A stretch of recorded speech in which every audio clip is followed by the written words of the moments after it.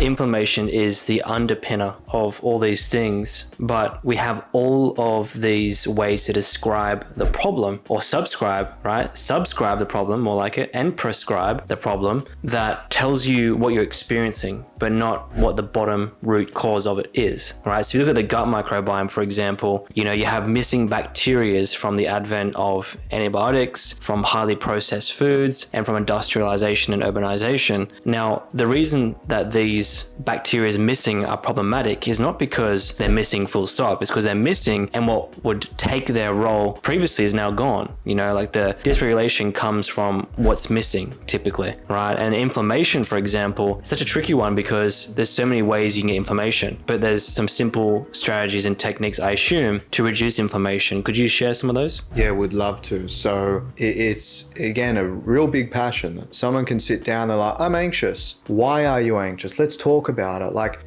what's wrong in the relationship? And that all has a part to play, but what are some of the simple things to reduce inflammation? Moving away from processed foods. What we consider as a standard Australian diet, it's called the SAD diet, standard Australian diet. And that word really does describe the nature of it. It can be largely sad because things that, we look at from, lower fat perspective, cool, I'm not going to go into the fat debate, but we look at what foods have been replaced in there. And there's a lot of processed foods. For some people, there's a lot of grains. Grains, I've seen, particularly with clients, demonstrating a lot of inflammation in mental illness, which is a label for it. One of my favorite teachers, he shares that we don't have mental illness, we have broken brains. And a broken brain, again, is the body is not functioning effectively. So eliminating gluten for a lot of people can help. Shifting dairy for a lot of people can help. So nutritionally taking out what is going into the body, because 70% of the immune system resides in the gut. That is where it is meeting the outside world, which is our food. And if the outside world, which is our food, continues to not agree with that environment because we're not altering it, inflammation continues to ensue.